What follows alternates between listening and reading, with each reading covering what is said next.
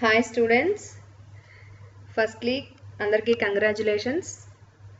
ఎందుకని అంటే ఫస్ట్ ఇయర్ని సక్సెస్ఫుల్గా కంప్లీట్ చేశారు and hearty welcome to second year. మనకి సెకండ్ ఇయర్లో ఈ థర్డ్ సెమిస్టరు ఎకనామిక్స్కి సంబంధించి నేషనల్ ఇన్కమ్, ఎంప్లాయ్మెంట్, మనీ అనే పేపర్ చదువుకుంటారు. Paper name national income, employment and money. మీరు first 2 semesters consumer behaviour and price and production theory చదువుకున్నారు. ఆ రెండు మీకు సూక్ష్మ అర్థశాస్త్రం కిందకి వస్తాయి. మీరు సెకండ్ ఇయర్ 2 సెమిస్టర్స్లోనూ చదువుకునే అంశాలన్నీ స్థూల అర్థశాస్త్రం కిందకి వస్తాయి. ఈ సూక్ష్మ అర్థశాస్త్రం అంటే ఏంటి, స్థూల అర్థశాస్త్రం అంటే ఏంటి అనేది మీకు ఫస్ట్ ఇయర్లో ఫస్ట్ మాడ్యూల్లోనే ఒక టాపిక్ ఉంది, ఆల్రెడీ మీరు చదువుకున్నారు. ఇప్పుడు మనకి ఈ పేపర్లో ఫస్ట్ మాడ్యూల్ యాజ్ యూజువల్ ఈ పేపర్లో కూడా మీకు 5 మాడ్యూల్స్ ఉంటాయి. ఫస్ట్ మాడ్యూల్లో ఈ స్థూల అర్థశాస్త్రం బేసిక్స్ అన్నీ ఉన్నాయి. స్థూల అర్థశాస్త్రం అంటే ఏంటి, దాని డెఫినిషను, ఇంపార్టెన్స్ ఏంటి, లిమిటేషన్స్ ఏంటి, పారాడాక్సెస్ ఏంటి, ఇట్లా బేసిక్స్ అన్నీ ఉన్నాయి. ఇందులో మనం ఈరోజు క్లాస్లో ఇంపార్టెన్స్ ఆఫ్ మ్యాక్రో ఎకనామిక్స్ చదువుకుందాము. So let us start the class. After this class మీకు స్థూల అర్థశాస్త్రం అంటే ఏంటో తెలుస్తుంది, స్థూల ఆర్థిక అంశాలు ఏంటో తెలుస్తాయి, స్థూల ఆర్థిక విధానాలు మీకు తెలుస్తాయి, సూక్ష్మ మరియు స్థూల ఆర్థిక విశ్లేషణల మధ్య వ్యత్యాసాన్ని మీరు గుర్తించగలుగుతారు అండ్ మ్యాక్రో ఎకనామిక్స్ యొక్క ఇంపార్టెన్స్ని మీరు కరెక్ట్గా అర్థం చేసుకోగలుగుతారు. ఓకే, సో మనం ఫస్ట్ ఇయర్లో చెప్పుకున్నట్టుగానే ఈ ఆర్థిక విశ్లేషణని సూక్ష్మ స్థూల విశ్లేషణలుగా విభజించిన ఆర్థికవేత్త నార్వే దేశానికి చెందిన రాగ్నార్ ఫ్రిష్. ఈయన 1933లో మొదటిసారిగా ఈ 2 రకాల విశ్లేషణలు విభజించి ఈ టర్మ్స్ని కాయిన్ చేశారు. సూక్ష్మ ఆర్థిక విశ్లేషణ, స్థూల ఆర్థిక విశ్లేషణ అనే టర్మ్స్ని కాయిన్ చేశారు. అయితే కాయిన్ చేసిన వారు రాగ్నార్ ఫ్రిష్ అయినా ఈ అనాలిసిస్ని ఉపయోగించి ఆర్థిక సిద్ధాంతాన్ని రూపొందించిన ఆర్థికవేత్తల్లో ముఖ్యులుగా మనం జాన్ మేనార్డ్ కీన్స్ని చెప్తాం. జాన్ మేనార్డ్ కీన్స్ ఈయన్ని స్థూల ఆర్థిక పితామహుడిగా వర్ణిస్తారు. ఓవరాల్గా ఆర్థిక శాస్త్ర పితామహుడు అని మన ఆడమ్ స్మిత్ని చెప్తాం. ఎస్పెషల్లీ స్థూల ఆర్థిక పితామహుడిగా మనం కీన్స్ని వర్ణిస్తాం. సో ఈ 1930స్కి ముందు ఆర్థిక అంశాల అధ్యయనం అంతా మైక్రో లెవెల్లోనే జరిగింది. సో ఈ మ్యాక్రో లెవెల్ అనాలిసిస్ మీద అప్పటికి ఎవరు దృష్టి పెట్టలేదు. సో ఏం జరిగింది, 1929లో మీ అందరికీ తెలుసు ఈ 1929 ఇయర్ యొక్క ప్రాధాన్యత ఎకనామిక్స్కి సంబంధించి. 1929లో గ్రేట్ డిప్రెషన్ వచ్చింది అని చెప్తాం. అంటే ప్రపంచ దేశాలన్నీ కూడా ఆర్థిక మాంద్య పరిస్థితుల్ని ఎదుర్కొన్న సంవత్సరం. ఆర్థిక మాంద్య పరిస్థితులు అంటే చాలా హయ్యర్ లెవెల్లో, చాలా సివియారిటీ ఉందన్నమాట ఆ రిసెషన్కి. అండ్ చాలా టైం కొనసాగింది ఆ రిసెషన్ పీరియడ్. ఎందుకని అంటే అప్పటికి ఆర్థిక వ్యవస్థ మొత్తాన్ని సమిష్టిగా అధ్యయనం చేయటం గురించి కానీ, ఆర్థిక వ్యవస్థ మొత్తానికి సంబంధించిన సూత్రాలని రూపకల్పన చేయటం గురించి కానీ దాని మీద ఎవరు దృష్టి పెట్టలేదు. దేశానికి సంబంధించి, ఆర్థిక వ్యవస్థకి సంబంధించి ఒక టాప్ లెవెల్ సూపర్విజన్ ఉండాలని కానీ, ఒక ఆర్గనైజేషనల్ సెటప్ ఉండాలని కానీ ఎవరికీ తెలియదు. ఎవరు దాన్ని ప్రపోజ్ చేయలేదు. ఆర్థిక వ్యవస్థలో వచ్చే సమస్యలన్నీ వాటికవే తొలగిపోతాయి అనే ఒక ఫాల్స్ నోషన్లో ఉన్నట్టుగా మనం చెప్పొచ్చు. మనం ఆడమ్ స్మిత్కి సంబంధించి చదివేటప్పుడు ఏం చెప్తాం, ఇన్విజిబుల్ హ్యాండ్, ఆటోమేటిక్ అడ్జస్ట్మెంట్ అనే పదాలు వాడతారు మైక్రో ఎకనామిక్ అనాలిసిస్ని వాడిన వాళ్ళందరూ. ఇన్విజిబుల్ హ్యాండ్ అంటే మనం తెలుగులో అదృశ్య హస్తం అంటాం. ఆటోమేటిక్ అడ్జస్ట్మెంట్ అంటే మన ప్రయత్నం ఏమీ లేకుండానే ఆటోమేటిక్గా అన్నీ అడ్జస్ట్ అయిపోతాయి అనేది. సో ఆర్థిక శాస్త్రంలో సమస్యలు వస్తే కనుక వ్యవస్థ దానంతట అదే సరి చేసుకుంటుంది, ఆటోమేటిక్గా అడ్జస్ట్ అయిపోతుంది. అదృశ్య హస్తం అనేది వర్క్ చేస్తుంది.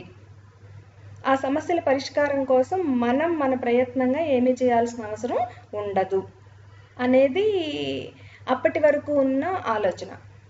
సో ఆ ఆలోచనతోనే ఈ ఆర్థిక మాంద్యం వచ్చినప్పుడు కూడా అలా చూస్తూ ఉన్నాం. ఆటోమేటిక్ అడ్జస్ట్మెంట్ జరుగుతుంది, ఇన్విజిబుల్ హ్యాండ్ ఎక్కడి నుంచో వస్తుంది, పరిస్థితులన్నీ మంచిగా సరిగా అయిపోతాయి అని. ఎప్పుడైతే ఎక్కువ టైము దాన్ని ఫేస్ చేయాల్సి వచ్చిందో, ఆ సమస్య నుంచి మనం బయటపడలేదో, అప్పుడు అప్పటి వరకు ఉన్న ఆలోచనల్ని పక్కన పెట్టి కొత్తగా ఆలోచించాల్సిన అవసరం వచ్చింది. ఆ అవసరంలో నుంచి వచ్చిన అధ్యయనమే మనకి ఈ మ్యాక్రో ఎకనామిక్ అనాలిసిస్గా చెప్తాం. ఆ సమస్య నుంచి బయటపడటానికి, ఏ సమస్య నుంచి 1929లో ప్రపంచ దేశాలు మొత్తాన్ని కుదిపేసిన మహా ఆర్థిక మాంద్యం నుంచి బయటపడటానికి ఈ జేఎం కీన్స్ యొక్క స్థూల ఆర్థిక విధానాలు చాలా బాగా హెల్ప్ అయినాయి మనకి. అందుకనే ఆయన్ని స్థూల ఆర్థిక పితామహుడిగా వర్ణిస్తాము. 1930 నుంచి ఆర్థిక అంశాల అధ్యయనం చేసే తీరులో కూడా మనకి మార్పు వచ్చిందనమాట. ప్రతి అంశాన్ని మైక్రో లెవెల్లోను మ్యాక్రో లెవెల్లోను, అంటే సూక్ష్మంగాను స్థూలంగాను రెండు రకాలుగాను అధ్యయనం చేయడం స్టార్ట్ చేసాం. సో స్థూల ఆర్థిక పితామహుడిగా మనం కీన్స్ని చెప్తున్నాం. చూడండి, ఇక్కడ మనకి ఆల్రెడీ ఇద్దరు ఆర్థికవేత్తలు గురించి మనం చెప్పుకున్నాం ఇంతకుముందు. ఎవరిని? ఫస్ట్ సూక్ష్మ స్థూల ఆర్థిక విశ్లేషణ విభజించిన వారుగా రాగ్నర్ ఫ్రిష్ని చదువుకున్నాము. స్థూల ఆర్థిక శాస్త్రాన్ని అభివృద్ధి చేసిన వారుగా జేఎం కీన్స్ని చదువుకున్నాం. ఇప్పుడు ఫస్ట్ మనకి ఊరికనే ఈ ఆర్థికవేత్తల్ని మీకు ఇంట్రడ్యూస్ చేయటం కోసం నేను కొన్ని బేసిక్స్ వీళ్ళ గురించి ఇక్కడ ఈ స్లైడ్లో పెట్టాను. చూడండి, రాగ్నర్ ఫ్రిష్ ఈయన 1895 మార్చి 3న నార్వే దేశంలోని ఓస్లోలో జన్మించారు. అదే నార్వే దేశంలో ఓస్లోలో 1973 జనవరి 31న మరణించడం జరిగింది. ఈయన యొక్క ప్రత్యేకత ఏంటి మీరు గుర్తుపెట్టుకోవాల్సింది అంటే, మీకు అందరికీ తెలుసు నోబెల్ ప్రైజ్, ఎకనామిక్ సైన్స్కి నోబెల్ ప్రైజ్ ఉంది. ఆర్ట్స్ సబ్జెక్ట్స్లో నోబెల్ ప్రైజ్ ఉన్న ఒకే ఒక్క సబ్జెక్టు ఎకనామిక్స్.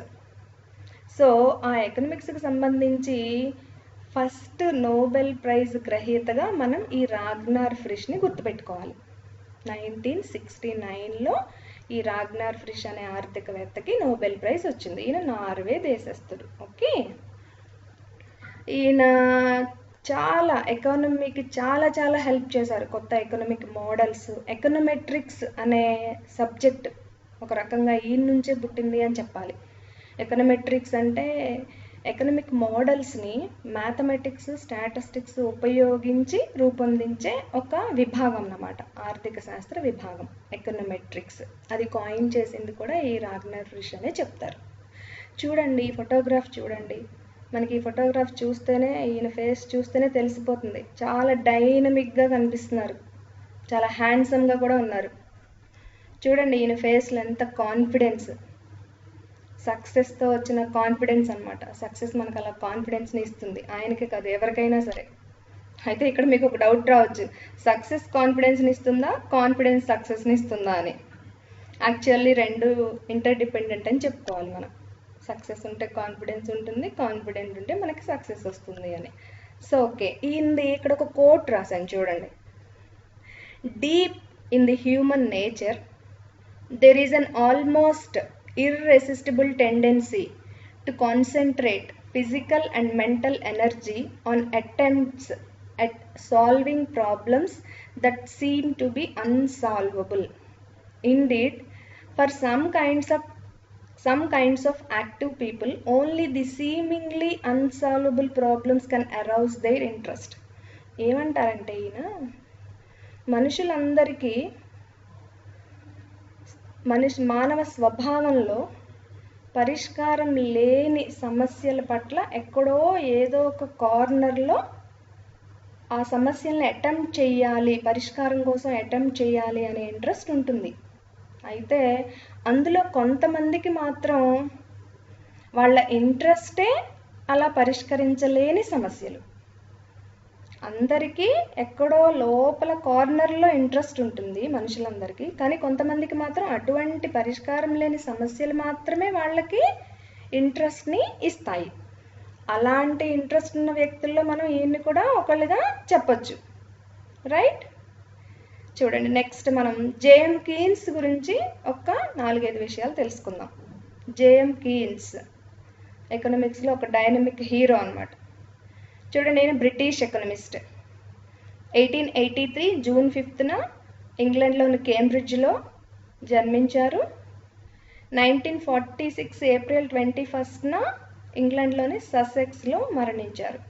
ఈయన ఫేమస్ వర్క్ ఏంటి అంటే, ఈయన సిద్ధాంతాలన్నీ కూడా దీని నుంచే మనకు పరిచయం అయినాయి. చూడండి, 1936లో ఈయన వ్రాసిన the general theory of employment, interest and money. The general theory of employment, interest and money 1936లో ఇది పబ్లిష్ అయింది. ఈ బుక్ని జేఎం కీన్స్ యొక్క ఫేమస్ వర్క్గా మనం గుర్తుపెట్టుకోవాలి, రైట్? ఇప్పుడు మీరు అసలు టాపిక్లోకి రండి. మనం స్థూల అర్థశాస్త్రం గురించి చదువుకుంటున్నాం. ఇప్పుడు మనం స్థూల అర్థశాస్త్రము అంటే ఏం చెప్పొచ్చు ఒక లైన్లో? స్థూల అర్థశాస్త్రం ఆర్థిక వ్యవస్థ మొత్తాన్ని సమిష్టిగా అధ్యయనం చేస్తుంది. ఆర్థిక వ్యవస్థ మొత్తాన్ని సమిష్టిగా అధ్యయనం చేస్తుంది. మ్యాక్రో అనగానే లైక్ బిగ్ అనమాట. It's a big picture. చూడండి, ఇక్కడ రాశారు the big picture. Macro economics is study of economy wide phenomena. The big picture. చూడండి, ఈ వేట్ల గురించి అధ్యయనం చేస్తుంది. నేషనల్ అవుట్పుట్, ఒక సంస్థ యొక్క ఉత్పత్తిని గురించి అధ్యయనం చేయటంలా టోటల్గా జాతీయోత్పత్తి గురించి అధ్యయనం చేస్తుంది. ఒక సంస్థ అంటే సూక్ష్మంగా అధ్యయనం చేస్తున్నాం మనం. టోటల్గా జాతీయోత్పత్తి అంటే స్థూలంగా మ్యాక్రో లెవెల్లో అధ్యయనం చేస్తున్నాం. సో అన్ఎంప్లాయ్మెంట్, ఒక నిరుద్యోగి గురించి ఆలోచించట్లా, దేశంలో ఉన్న నిరుద్యోగం గురించి అధ్యయనం చేస్తున్నాం. అలాగే national income. So macro economics అంటే study of the economy as a whole. చూడండి, వైయక్తిక ఆదాయం కాకుండా, వైయక్తిక అనే పదం మీకు గుర్తుంటుంది. వైయక్తిక అంటే మన భాషలో స్వతంత్ర అనొచ్చు, ఇండివిడ్యువల్. స్వతంత్రంగా ఒక వ్యక్తి ఆదాయము లేదా ఒక సంస్థ యొక్క ఆదాయం గురించి కాకుండా జాతీయ ఆదాయాన్ని, అలాగే వైయక్తిక ధరలు కాకుండా సాధారణ ధరల స్థాయిని, అలాగే జాతీయ స్థాయిలో పొదుపు ఎలా ఉంది, జాతీయ స్థాయిలో పెట్టుబడి ఎలా ఉంది వంటి సమిష్టి అంశాల అధ్యయనమే స్థూల అర్థశాస్త్రము. ఓకే, స్థూల అర్థశాస్త్రం అంటే మనం ఎకనామిక్ కాన్సెప్ట్స్ని మ్యాక్రో లెవెల్లో స్టడీ చేస్తాము. ఇండివిజువల్ లెవెల్లో స్టడీ చేస్తే మైక్రో ఎకనామిక్స్ అంటాము. కలెక్టివ్ యూనిట్స్ని స్టడీ చేస్తే మ్యాక్రో ఎకనామిక్స్ అంటాం. ఓకే, స్థూల అర్థశాస్త్రాన్ని మరొక పేరు చెప్పాలి అంటే ఆదాయ ఉద్యోగిత సిద్ధాంతము అని కూడా అంటారు. స్థూల అర్థశాస్త్రాన్ని ఆదాయ ఉద్యోగిత సిద్ధాంతము అని కూడా అంటారు. ఇప్పుడు ఈ స్థూల అర్థశాస్త్రంలో మనం అధ్యయనం చేసే అంశాలు ఏంటి అని చెప్పాలి అంటే, చూడండి, ఆర్థిక వృద్ధి అంటే ఏంటి, ఆర్థిక అభివృద్ధి, జాతీయ ఆదాయము, సాధారణ ధరల స్థాయి, ద్రవ్యము, ద్రవ్యోల్బణము, ఆర్థిక మాంద్యము, వ్యాపార చక్రాలు, ఉద్యోగిత, అంతర్జాతీయ వ్యాపారము. మీరు ఒకసారి అబ్జర్వ్ చేయండి, అన్ని కాన్సెప్ట్స్ కూడా మ్యాక్రో లెవెల్ కాన్సెప్ట్. ఇది ఇందులో ఏది కూడా ఇండివిజువల్ కాన్సెప్ట్ కాదు. అంటే ఒక వినియోగదారుడికి సంబంధించిందో, ఒక ఉత్పత్తి సంస్థకు సంబంధించిందో, ఒక ఊరికి సంబంధించిందో కాదు. ఇవి టోటల్గా ఎకనామిక్ సిస్టమ్ మొత్తానికి సంబంధించిన సమస్యలు అనమాట. సో వీటన్నింటినీ అధ్యయనం చేయటమే స్థూల అర్థశాస్త్రం యొక్క పని. సో వీటిలన్నిటినీ అధ్యయనం చేయటం ద్వారా మనం స్థూల ఆర్థిక అంశాలన్నీ బ్యాలెన్స్గా ఉండేలాగా మనం కొన్ని పాలసీస్ని ఫ్రేమ్ చేసుకుంటాం. అలా ఫ్రేమ్ చేసే స్థూల ఆర్థిక విధానాల్లో మనకి 2 అత్యంత ముఖ్యమైన విధానాలు. స్థూల ఆర్థిక విధానాల్లో 2 ముఖ్యమైనవి ఏంటి చెప్తాము అంటే, ఒకటి ద్రవ్య విధానము, మానిటరీ పాలసీ, రెండవది కోశ విధానము, ఫిస్కల్ పాలసీ.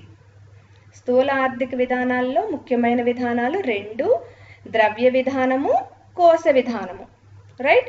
ఈ రెండిటితో పాటుగా పారిశ్రామిక విధానాలు, అంతర్జాతీయ వ్యాపార విధానము, మారకపు రేటు విధానము, ఇవన్నీ కూడా మనం మ్యాక్రో ఎకనామిక్ పాలసీస్లో భాగంగానే చదువుకుంటాం.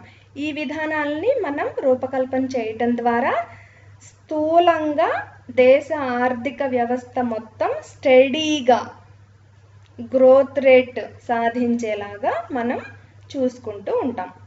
ఓకే, ఇప్పుడు సూక్ష్మ అర్థశాస్త్రానికి స్థూల అర్థశాస్త్రానికి ఏంటి వ్యత్యాసము అని మనం ఇంకొంత డీప్గా చూస్తే, చూడండి, మైక్రో ఎకనామిక్స్ వైపు ఇండివిజువల్ మార్కెట్స్ని అధ్యయనం చేస్తుంది. అంటే స్వతంత్రంగా ఒక వస్తువుకి సంబంధించిన మార్కెట్, ఒక సేవకి సంబంధించిన మార్కెట్. అలా మ్యాక్రో ఎకనామిక్స్ ఏం చేస్తుంది? హోల్ ఎకానమీ, టోటల్గా మొత్తం ఆర్థిక వ్యవస్థకి సంబంధించిన మార్కెట్ మొత్తాన్ని అధ్యయనం చేస్తుంది. చూడండి, micro economics price of a good, ఒక వస్తువు యొక్క ధర. ఇక్కడేంటి? జనరల్ ప్రైస్ లెవెల్, సాధారణ ధరల స్థాయి. అంటే దేశంలో ఉత్పత్తి అయిన అన్ని రకాల వస్తు సేవల ధరల యొక్క సగటుని మనం అంచనా వేసి ఇలా జనరల్ ప్రైస్ లెవెల్గా చెప్తాం. ఈ జనరల్ ప్రైస్ లెవెల్ సరిగ్గా లేకపోతేనే ఇన్ఫ్లేషన్ అనే ప్రాబ్లం వస్తుంది. ఇది కూడా మ్యాక్రో ఎకనామిక్ ప్రాబ్లం అనమాట. సో ఈ అన్నిటిని మ్యాక్రో ఎకనామిక్ స్టడీ చేస్తుంది. అలాగే ఇండివిజువల్ లేబర్ మార్కెట్, ఇక్కడ టోటల్గా ఎంప్లాయ్మెంట్, అన్ఎంప్లాయ్మెంట్, ఆర్థిక వ్యవస్థ మొత్తానికి సంబంధించి ఉద్యోగిత ఎలా ఉంది, నిరుద్యోగిత ఎలా ఉంది అనేది మ్యాక్రో ఎకనామిక్లో భాగంగా స్టడీ చేస్తాం మనం. ఇక్కడ ఇండివిజువల్ కన్స్యూమర్ బిహేవియర్, మనం ఫస్ట్ ఇయర్ ఫస్ట్ సెమిస్టర్ మొత్తం ఈ ఇండివిజువల్ కన్స్యూమర్ బిహేవియర్ మీదనే చదువుకున్నాం. సో ఇక్కడేంటి? మ్యాక్రో ఎకనామిక్స్లో అగ్రిగేట్ డిమాండ్, అంటే సమిష్టి డిమాండ్, టోటల్గా దేశంలో ఉన్న వినియోగదారులు అందరి డిమాండ్ని కలిపి ఒకే యూనిట్గా అధ్యయనం చేస్తున్నాం. సో మైక్రో ఎకనామిక్స్లో సప్లై ఆఫ్ ఎ గుడ్, ఒక వస్తువు సప్లై, ఒక సేవ యొక్క సప్లై, అలా చదువుతున్నాం. మ్యాక్రో ఎకనామిక్స్లో ఏం చేస్తున్నాం? టోటల్గా ప్రొడక్టివ్ కెపాసిటీ ఆఫ్ ఎకానమీ, ఆర్థిక వ్యవస్థ యొక్క ఉత్పాదక శక్తి ఎలా ఉంది అనేది మ్యాక్రో ఎకనామిక్స్లో భాగంగా అధ్యయనం చేస్తాం. సో ఈ స్లైడ్లో ఈ విషయాలన్నీ చూసినప్పుడు మనకి ఏమర్థమవుతుంది? మైక్రో ఎకనామిక్స్ ఆర్థిక అంశాలన్నింటినీ స్వతంత్రంగా విడివిడిగా ఇండివిజువల్ యూనిట్స్ని అధ్యయనం చేస్తుంది. వేరాజ్ మ్యాక్రో ఎకనామిక్స్ ఆర్థిక అంశాలన్నింటినీ స్థూలంగా సమిష్టిగా అధ్యయనం చేస్తుంది. ఎందుకని ఇలా 2 రకాలుగా అధ్యయనం జరుగుతుంది అంటే, మనకి ఒక అంశాన్ని తీసుకుంటే సూక్ష్మంగా ఒక రకంగా కనిపిస్తుంది, స్థూలంగా ఒక రకంగా కనిపిస్తుంది. అంటే స్వతంత్రంగా చూస్తే ఒక రకంగా ఉంటుంది దాని యొక్క ట్రెండ్, దాని యొక్క ఫినామినా. అలా సమిష్టిగా చూసినప్పుడు దాని యొక్క ట్రెండ్, ఫినామినా అలాగే ఉంటుంది అని మనం చెప్పలేం. అందుకని అన్ని ఆర్థిక అంశాలని మనం స్థూలంగానూ అధ్యయనం చేయాలి, సూక్ష్మంగానూ అధ్యయనం చేయాలి. రైట్? సో ఏంటి ఇంపార్టెన్స్ ఆఫ్ మ్యాక్రో ఎకనామిక్స్? ఇలా ఆర్థిక అంశాలన్నింటినీ స్థూలంగా అధ్యయనం చేయటం వల్ల ఏంటి మనకి ఉపయోగము, ఏంటి ఆర్థిక వ్యవస్థకి ఉపయోగము అంటే, మనం స్థూల ఆర్థిక ప్రాధాన్యతని ఫస్ట్ 2 రకాలుగా విభజించి చెప్పచ్చు. స్థూల ఆర్థిక ప్రాధాన్యతని మనం 2 అంశాలుగా విభజించి చెప్పచ్చు. ఒకటి, స్థూలార్థశాస్త్రం యొక్క విశ్లేషణ ద్వారా మనం స్థూల ఆర్థిక లక్ష్యాలను సాధించవచ్చు. స్థూల ఆర్థిక లక్ష్యాలు, జాగ్రత్తగా వినండి. స్థూల ఆర్థిక లక్ష్యాలు అంటే నాకు మంచి ఉద్యోగం రావాలి, నా కంపెనీ ప్రాఫిట్స్ బాగుండాలి, ఇలా ఇండివిజువల్ లెవెల్లో కాదు, దేశం మొత్తం మీద ఆర్థిక వ్యవస్థ మొత్తం అభివృద్ధిలోకి వెళ్ళాలి అనేది ఒక స్థూల ఆర్థిక లక్ష్యం. రైట్? నాకు ఉద్యోగం రావాలి అనుకోవటం సూక్ష్మ ఆర్థిక లక్ష్యం అయితే, దేశం మొత్తం మీద నిరుద్యోగిత లేకుండా చేయాలి అనుకోవటం స్థూల ఆర్థిక లక్ష్యం. అట్లా మనకి ఓవరాల్గా దేశ ఆర్థిక వ్యవస్థకి సంబంధించి కొన్ని లక్ష్యాలు ఉంటాయి. వాటిని మనం స్థూల ఆర్థిక లక్ష్యాలు అంటాం. అలాగే స్థూల ఆర్థిక వ్యవస్థకి కొన్ని సమస్యలు కూడా ఉంటాయి. వాటిని స్థూల ఆర్థిక సమస్యలు. చూడండి, ఫస్ట్ది స్థూలార్థశాస్త్రం ఆర్థిక లక్ష్యాల సాధనకు ఉపయోగపడుతుంది. ఏంటా లక్ష్యాలు? దేశంలో ఆర్థిక వృద్ధిని సాధించాలి, ఆర్థికాభివృద్ధిని సాధించాలి, ఉద్యోగితని పెంచాలి, వృద్ధి స్థిరత్వాన్ని సాధించాలి. వృద్ధి స్థిరత్వము అంటే ఏదో 1-2 సంవత్సరాలు 3 సంవత్సరాల్లో మన ఎకానమీ గ్రోత్ రేట్ సాధించటం కాదు. ఎప్పుడూ అలా గ్రోత్ రేటు నడుస్తూనే ఉండాలి, అది సస్టైన్ అవుతూ ఉండాలి. ఒక సంవత్సరం గ్రోత్ రేట్ ఎక్కువ ఉండి ఒక సంవత్సరం పడిపోయి అట్లా ఫ్లక్చుయేషన్స్ కాకుండా మనం కంటిన్యూస్గా గ్రోత్ రేట్ని సాధిస్తూ ఉండాలి. అలా ఉంటే అప్పుడు ఆ గ్రోత్ రేట్ని మనం ఏమంటాము? స్థిరంగా ఉంది అంటాము. ఓకేనా?